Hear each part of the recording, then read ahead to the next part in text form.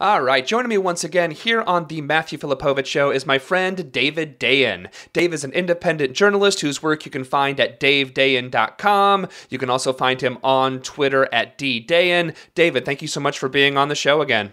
Thanks for having me, Matt. All right, so David, last week, J.P. Morgan Chase signed a record $13 billion settlement for the fraudulent sale of mortgage-backed securities. Everyone in the administration is touting, oh, it's a record settlement. You recently wrote for Salon on how that this deal is actually a scam. Tell us how it's a scam. Well, I mean, I guess we can start with that number, 13 billion, which is getting thrown around a lot. You also hear the largest settlement against one corporation in American history. In order to arrive at that figure, the Justice Department basically had to aggregate practically everything that was going on in the whole of government and say it was part of this settlement. $4 billion of it is a deal that was announced a month ago with the Federal Housing Finance Agency, who sued J.P. Morgan Chase over fraudulently selling mortgage-backed securities to Fannie Mae and Freddie Mac, the government-sponsored mortgage giants. And that was announced in October. Here we are in late November, and this settlement comes out, and 30% of it, $4 billion, includes that figure. This is like saying the Miami Heat beat the San Antonio Spurs 200-98, but 100 points were from a previous game. Right. You know, I mean, it doesn't really make any sense that the media somehow let them get away with that headline figure after they reported on the $4 billion settlement with the FHFA a month ago, and then they go ahead and fold that figure in to make it look bigger. Just a month later. Go on. I'm sorry. Another $1.5 billion is from a settlement with the National Credit Union Association.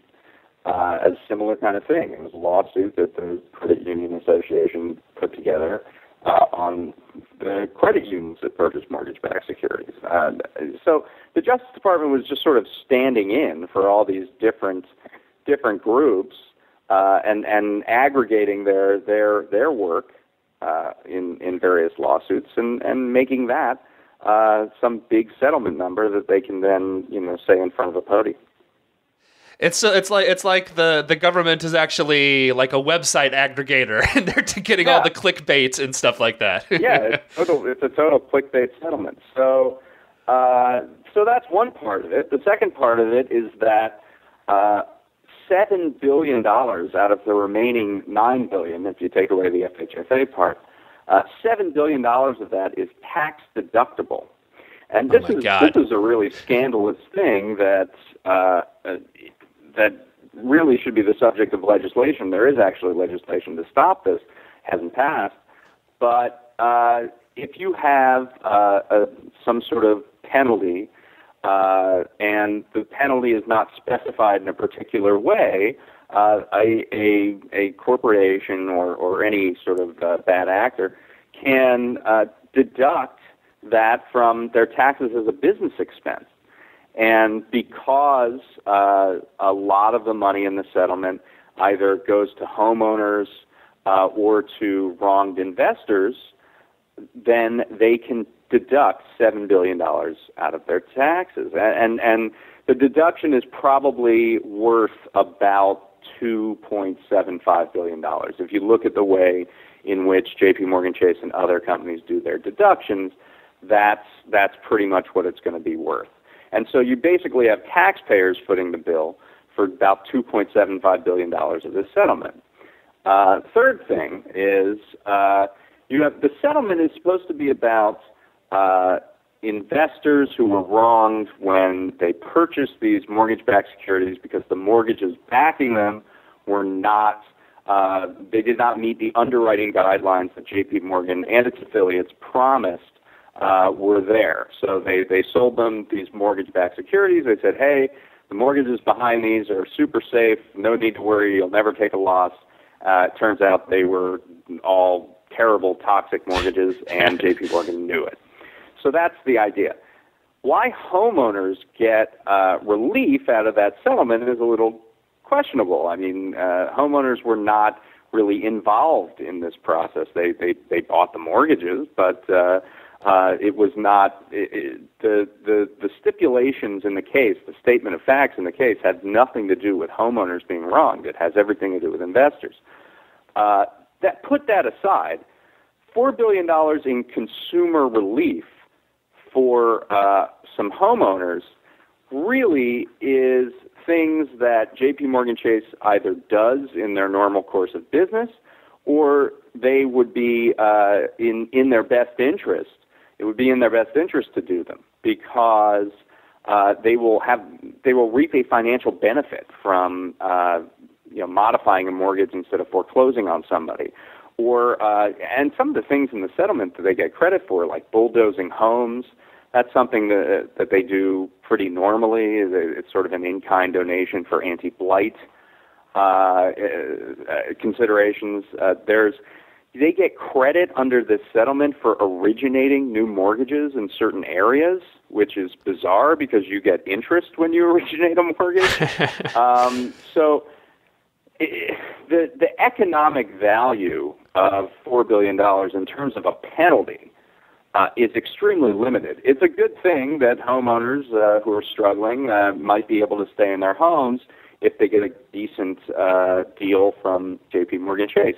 In terms of a penalty to J.P. Morgan Chase, if it's more than 10 cents on the dollar, I'd be shocked. It's helpful to J.P. Morgan Chase to do many of these things, not harmful, and that's kind of the opposite that we're looking for when you're talking about a penalty. So if you add up all the numbers, this ballyhooed $13 billion settlement looks more like a $3 billion settlement in terms of the actual economic value of the harm to the bottom line of J.P. Morgan Chase.